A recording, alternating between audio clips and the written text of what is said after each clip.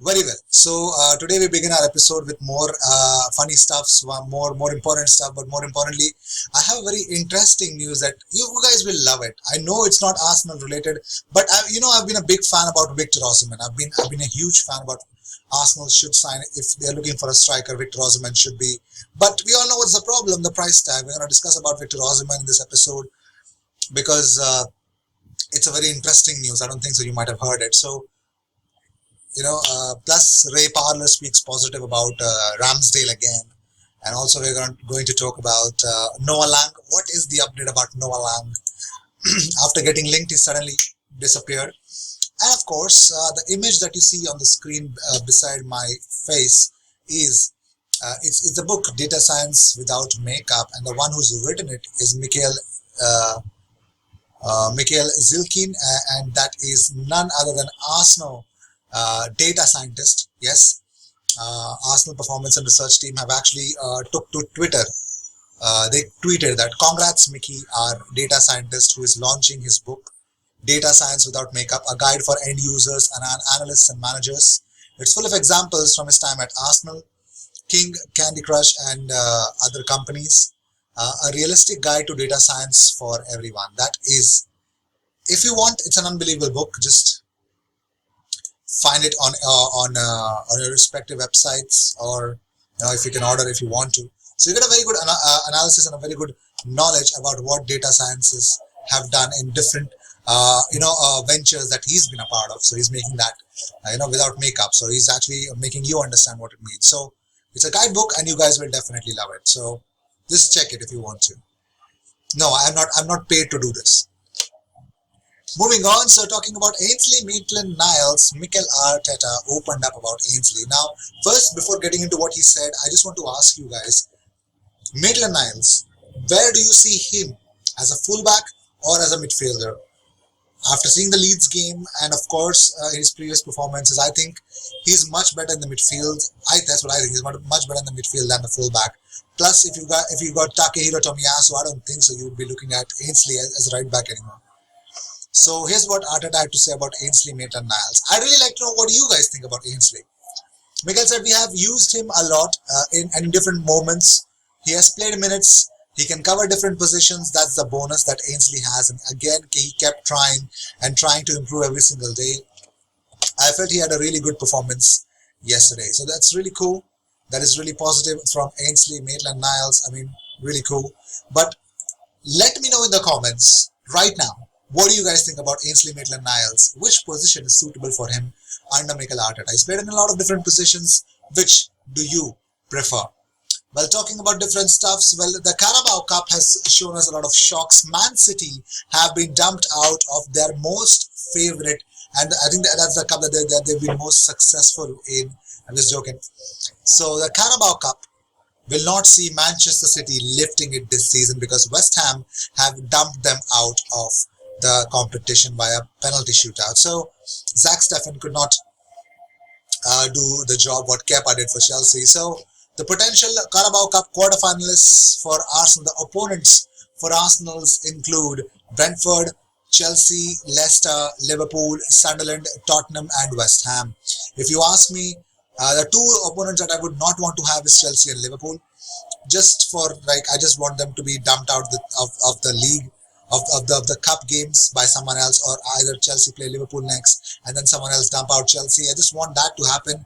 Anyone but them. But at this point of time, I think if you want to win this trophy, you'd better play anyone. It does not matter at this moment of time because it's a very crucial stage. And I think Arsenal, until now, have been quite lucky to see the kind of opponents that we've seen. We've seen Wimbledon, Leeds. So I think anyone who gets Sunderland would be really funny. Would be lucky. So let's see what happens. Well, I don't mind Tottenham at this point of time as well. So I'm pretty much sure, all the Arsenal fans will be behind our players if we face Tottenham, and I swear to God, it's going to be a mayhem. It's going to be real mayhem when we, if we face Tottenham. So moving on, let's talk about Mikel Arteta. Arteta opened up about Folarin Balogun. Arteta says, with Flo, we have a really clear project. Don't forget he's really young. He has not played almost any professional football and you need to go through every phase. He's making the right progress and in December we will see where we are and what's best for him. So let's see. I think what Mikel says is what is going to happen, right? Moving on, Arsenal's Emile Smith-Rowe has been included in FIFA Ultimate Team 22 Team of the Week. Yes, you can see number 84 for Emile Smith-Rowe in the image. Yep, there you can see just beside Kandreva and just between Kandreva and Declan Rice. So 84 rated Emile Smith-Rowe is in the FUT Team of the Week. I'm pretty much sure this is the second time that he's been here, and he's having a blast. And we're loving it. We're loving it. We're loving it. So now let's go into the main reason why this video was made. I mean, of course, the highlight of this episode, Victor Osimhen. Now, what do we have? What news do we have about Victor Osimhen?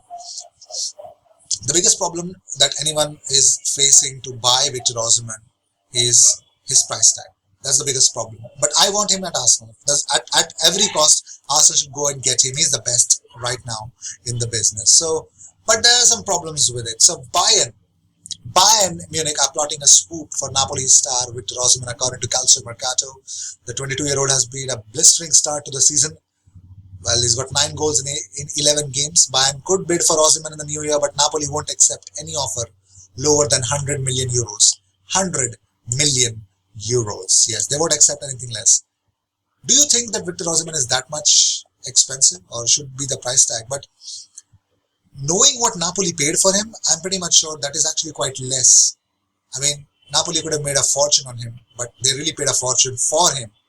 So, what was the news? So, here's the latest news that I'd really like to break it to you guys. So, the Italian Football Federation is investigating 50 plus transfer deals since 2018. Now, this is tweeted by Get French Football News. I'm not making this up, okay? As per Italian media, the Italian Football Federation is investigating 50 plus transfer deals with allegations of artificially inflated fees to sidestep FFP concerns or breach TPO regulations. Victor Osimhen's 80 million euros move from Lille to Napoli is front and center. Okay. The Victor Osimhen deal was one of the most scandalously put together transfers in French football history. 4th division players in part exchange valued in the European millions, 10 million euros of agent commissions, Lille receiving roughly just 25% of the actual money flow. You understand the reality of Victor Osimhen's 80 million deal to Napoli. These are the shocking details that are coming out, that it was Lille only got 25% of 80 million. That's the price tag that was paid. The fee structure that was, later on told that this is what Lille got and this is what Napoli paid for Victor Osimhen. 4th division players in part exchanged. So there's something wrong with that. So I just want this to get exposed, and I don't know why Napoli did it or who did it. I think Lille were really looking at the financial fair play a couple of seasons back. I remember reporting that as well. So if that's the case, if there's been some monkey business in this whole saga, I want Lille to get punished, I want Napoli to get punished, and I want Arsenal to sign Victor Osimhen on the cheap. But we know Bayern have Victor Osimhen, whatever it is. Bayern, well, every big club is suffering. Arsenal have suffered enough. Man United are suffering. Chelsea have suffered. I don't know if they have. Barcelona are suffering. There's a time that Bayern will also suffer, and that time needs to come soon. So Leeds United and Arsenal have named a regular name as the Premier League clubs that have shown interest in Noah Lang. But before that, we're going to talk about Ray Parlour. What did he say about Aaron Ramsey? He said, Ramsdale has been excellent since he got his opportunity. They lost Martinez to Villa, who had a really good end to the season, and they got good money for him. But then you're thinking, hang on a minute, we just spent 30 million on Ramsdale. Is that money well spent? But it looks like it's been pretty good deal for Arsenal in recent weeks because he's played very well. What I liked about him is that when they conceded against Villa, he ran out of his box and was having a go at people, and that's what you want from a goalkeeper. Jens Lehmann was like that when I played. That's what you've got to do. The people in front of you, you've got to try and keep them concentrated and focus on every situation, and that's what I liked about Ramsdale. When they conceded, the game was probably over, but he wanted that clean sheet so badly that's only going to be good for Arsenal if he can continue with the form he is in. Well, let's talk about Noah Lang. It looks like Club Brugge manager Philippe Clement has already admitted it will be difficult for his side to retain Noah Lang. So it looks like Arsenal are really pressing to sign Noah Lang. Calcio Mercato stated that. But there's a problem. Arsenal want to pay, his market value is 25 million. Club Brugge have set an asking price of 40 million to scare interested clubs like Arsenal, Leeds, West Ham and others. Let's see how much long can they scare anyone for a talent like Noah Lang. Let's see what happens to Noah Lang. Will he come to Arsenal? Let me know in the comments. Would you guys want Noah Lang? And what do you think about Victor Osimhen deal? Do you want Victor Osimhen at Arsenal? Let me know what you guys think about it. I'll see you in the next one. Until then, cheers.